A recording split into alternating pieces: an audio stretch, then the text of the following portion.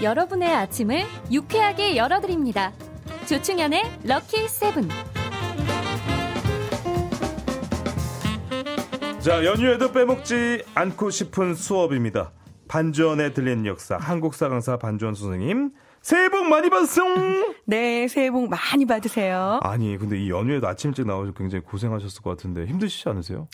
사실 네. 힘은 든데요. 네. 나오면서 굉장히 뿌듯했던 게 네. 와, 대한민국의 이 교통 상황이 이렇게도 청명할 수가 있구나. 정말 너무 기분 좋게 운전하고 나왔습니다. 아, 그렇군요. 얼마나 네. 걸리셨는데요? 평상시에 얼마 걸립니까? 안 돼요. 경찰 아저씨가 삐뽀삐뽀 출동을 할 수 있는 그런 시간이기 때문에. 아, 그래요? 아니요. 네. 차가 안 막히면 빨리 웃는 거고. 아니, 이게요. 네. 제가 평소에는 물론 이제 출근 시간하고 딱 맞닥뜨리면서 뒷부분이 좀 물리긴 하는데 네. 심할 때는 막 1시간 20분 이렇게 걸려서 오거든요.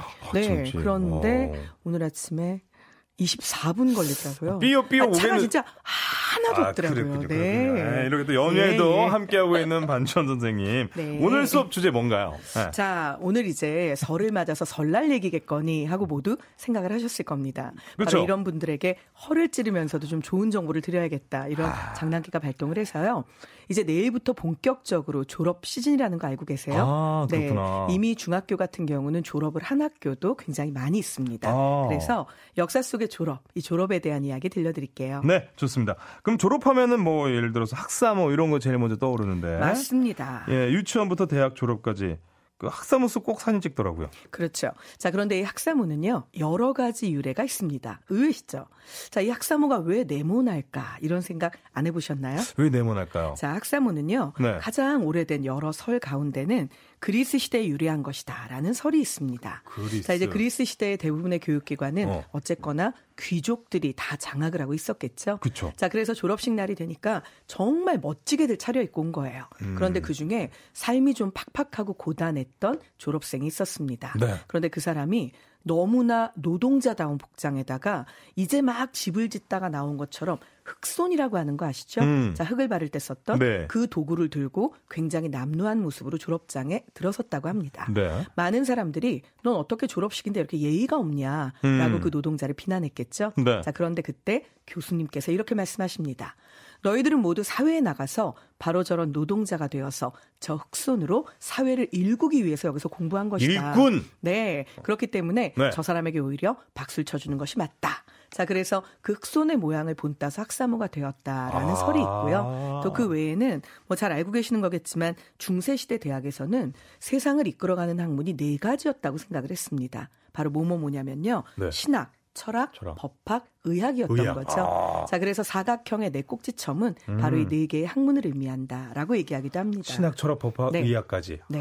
저랑 굉장히 관련 없고요. 그렇군요.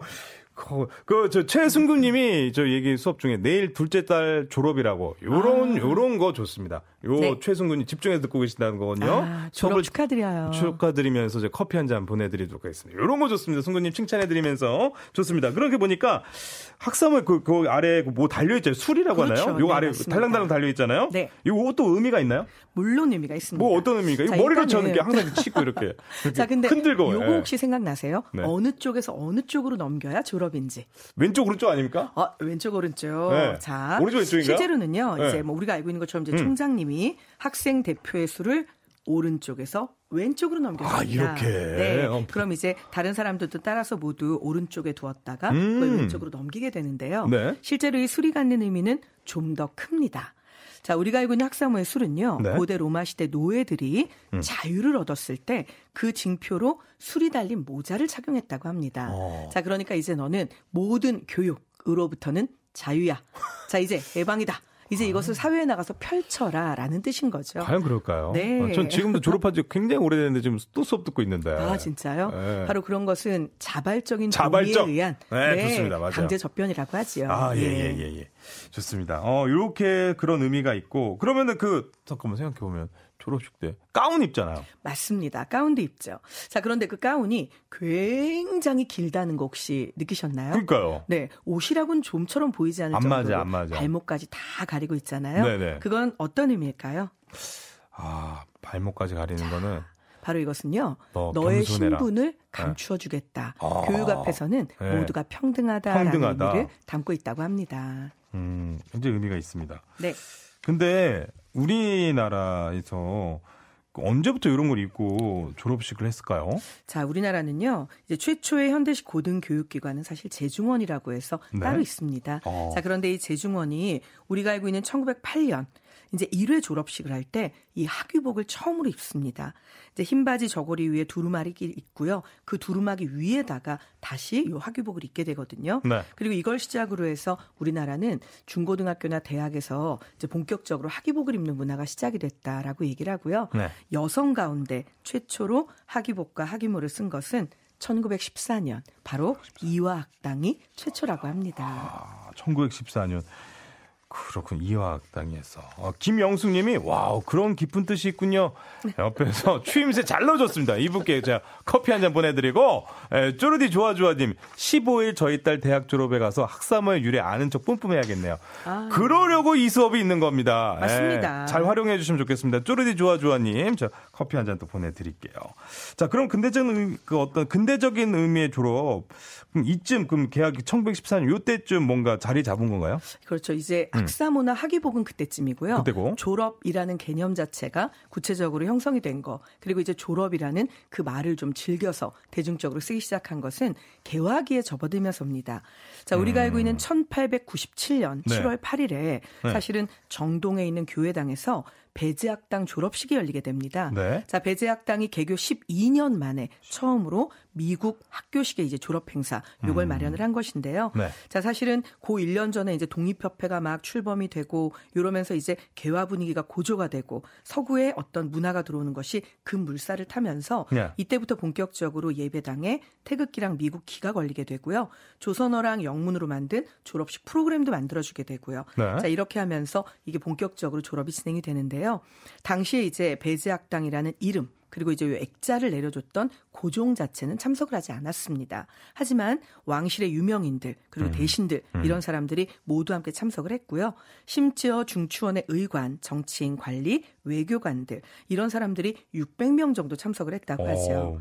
자, 그다음에 이제 그 이후에는 네. 우리가 알고 있는 뭐 1930년대까지도 계속해서 이런 졸업의 문화가 발전을 거듭하게 되는데요. 네. 자, 졸업식 하면 사실 졸업을 축하하는 유명인들의 축사 이런 것도 또 빠지기 어렵잖아요. 그렇죠. 자, 우리가 알고 있는 남궁옥이라고 하는 분이 계십니다. 네. 자, 이 남궁옥이라고 하는 분은 뭐 독립운동가, 언론가, 교육자, 사실은 황성신문의 초대 사장 이래서 굉장히 유명했던 분인데요. 네. 그분이 연희전문학교 졸업식 축사에서 이런 이야기를 합니다. 내가 널리제를 넘어 학교까지 눈길을 오는 동안 앞서간 사람의 발자국을 따라왔고 없을 때는 내가 스스로 길을 뚫어 여기까지 왔습니다. 네. 여러분도 교육을 많이 받은 사람은 교육받지 못한 농촌 농민들에게 달려가 그들의 길이 되어주어야 합니다. 라고 얘기를 했다고 합니다. 이런 모든 것들이 모여서 오늘의 졸업식 문화가 만들어진 거죠. 그렇군요. 졸업 시즌을 맞아가지고요. 저희가 졸업의 역사에 대해서 알아보고 있는데요. 노래 한 곡 듣고 수업 더 이어가 보도록 하겠습니다. 근데 송수연 님이 우와 오늘 생바이네요. 예, 깜짝 놀라서 생방이라고도 못 쓰셨어요. 생바이네요 하셨습니다. 예, 생방입니다. 함께해 주시고요. 자, 이렇게 깜짝 놀라신 송수연 님 많이 널리 저희 생방한다고 좀 알려주시고 커피 한 잔 보내드리겠습니다. 노래 한 곡은 어떤 것 들려드릴까? 왜 근데 이런 노래를 띄워드릴까? 저 굉장히 또 의아해한데 7908님이 신청해 주셨습니다. 조성모의 후회 띄워드릴게요. 왜 후회를 할까요? 졸업 이야기 하는데 왜 후회스럽지? 공부를 열심히 해야 되는데 이렇게 함께 듣도록 하겠습니다. 네, 7908님의 신청곡 조성모의 후회 여러분 듣고 오셨습니다. 장영선님이 반주원 선생님 말씀 메모하면서 듣고 있습니다. 이상하게 선생님 말씀은 공부를 하게 돼요. 네. 목소리가 딱 그런 게 있나 봐요. 아유, 감사합니다. 귀에 콕콕 뭐랄까 귀에 쏙쏙 들리는 느낌? 뭐라 그럴까? 네. 그런 게 있어요. 그렇다면 오늘부터 신뢰감도 있고 반주원의 쏙쏙 꽂히는 들리는 역사 뭐 이런 그러니까요. 걸로. 네, 감사합니다. 네, 근데 반면 안정래님 굉장히 네. 슬픈 소식을 아이고. 보내주셨습니다. 한번 읽어주시겠습니까? 학사모가 안 맞아서 난감했던 기억이 나요. 저는 머리가 커서 나 여잔데 이렇게 쓰셨어요. 아니 뭐 여자도 머리 클 수 있죠. 그럴 수 있죠. 네. 그럴 수 있죠. 그리고 머리 크면 그 얼굴이 멀리서도 더 잘 보이고 훨씬 좋죠. 인지도도 높아지고. 네. 인지도 그것도 그럼요. 인지도랑 관련이 있습니까? 그럼요. 그래서 제가 인지도가 나쁘지 않은 게 있네요. 웬만하면 알잖아요. 얼굴이 커서. 내 얼굴 커서. 저는 그래서 사실은 우리 이제 아나운서님 몸무게 늘었다고 하시는 것도요. 네. 제가 읽었던 어떤 만화의 대사가 기억이 납니다. 우리 청취자분들은 분명히 그렇게 생각해 주실 거예요. 뭐요? 그 만화 속에서 여주인공이 네. 내가 이걸 먹고 살이 점점 더 찌면 어떡할 거야? 이렇게 물어요. 네. 남자 주인공이 얘기를 합니다. 난 너무 좋아. 이 지구에서 네가 차지하는 부분이 점점 커지잖아. 이렇게 얘기를 합니다. 우리 청취자분들도요. 네. 분명히 조르디를 보면서 그런 느낌일 겁니다. 알겠습니다. 선생님 저 시간이 얼마 없다고 네. 굉장히 네. 길게 좀 해달라고 하셨는데 본인이 지금 계속 얘기해가지고. 그러게 말입니다. 선생님 빨리 넘어갈게요. 네. 그럼 개화기 전에 졸업식이 어떤 식으로 이루어진 거예요 그때? 자, 네. 우리나라 조선시대까지는요. 네. 입학, 졸업에 대한 어떤 특별한 명확한 개념 요게 없습니다. 입학과 네. 졸업 명확한 개념이 없었어요? 네네. 자, 왜냐하면요. 네. 자, 입학이라는 건 교육기관에 새롭게 들어가면 되는 거고요. 네. 졸업이라고 하는 건 그냥 각급 학교에서 요청하는 교육이 끝나면 학교를 떠나면 되는 겁니다.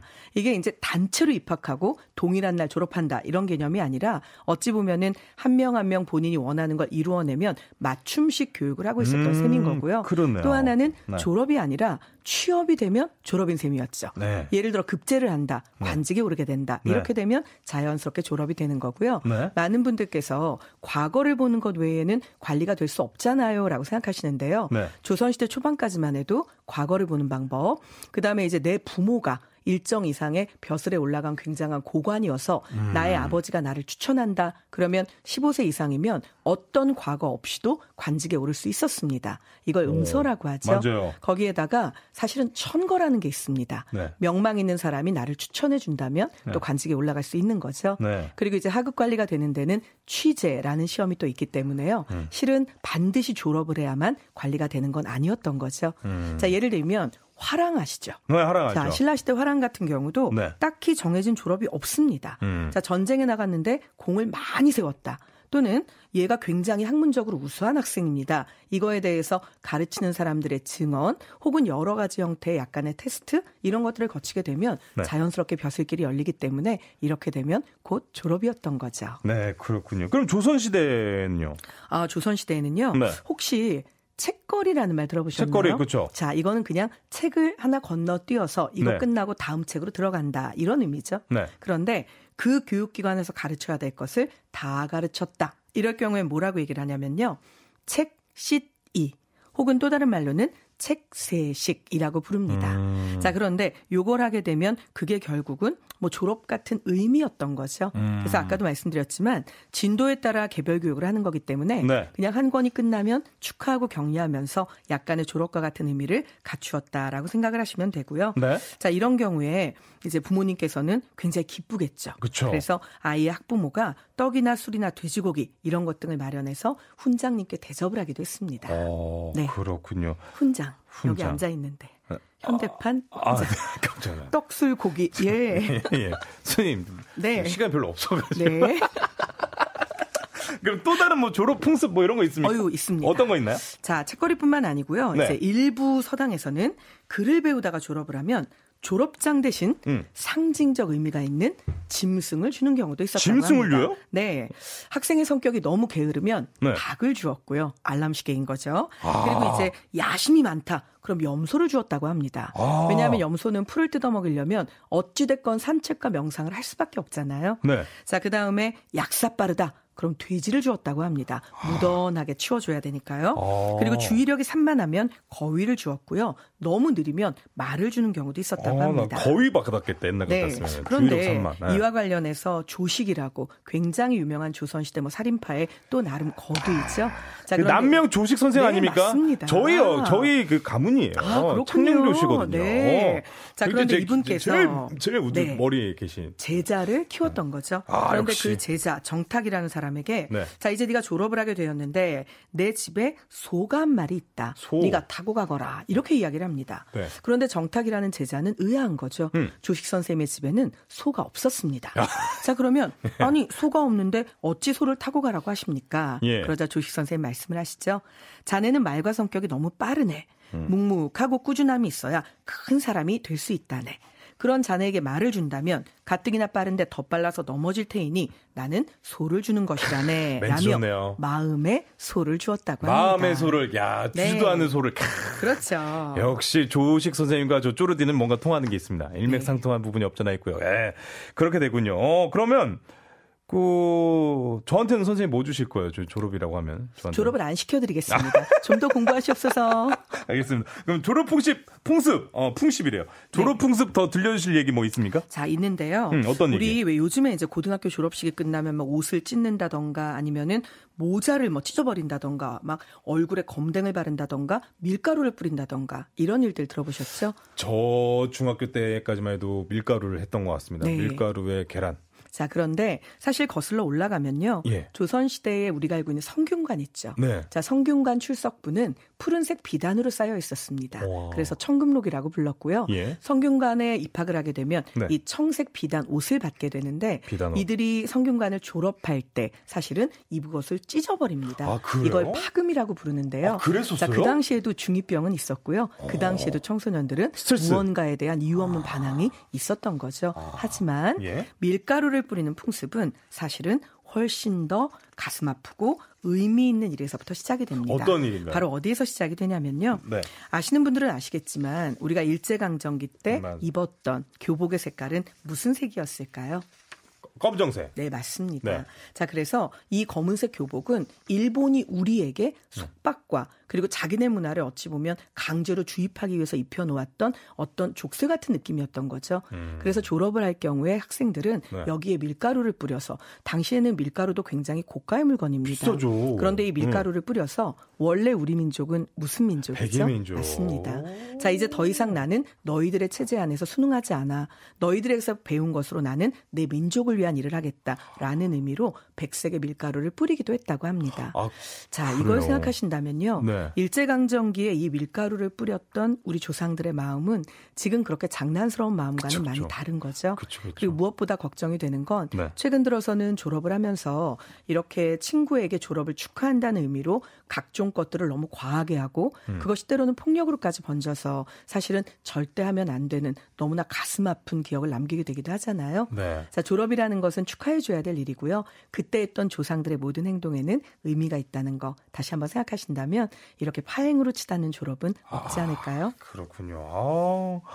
굉장히 재미난 수업이었습니다. 마지막에 네. 의미 있게 좀 파금이 있는지도 몰랐고 네. 교복에 밀가루 그거 일제 강점기 때 네. 있었던 그 의미 있는 또 이걸 또 알고 학생들이 좀 그렇게 했으면 좋겠네요. 그러게요. 감사합니다. 졸업을 키워드로 한 재미있는 수업 오늘도 정말 잘 들었습니다. 5464님이요. 참 희한하네. 이상하게 꽉 집중되게 되네요. 감샤 하셨습니다.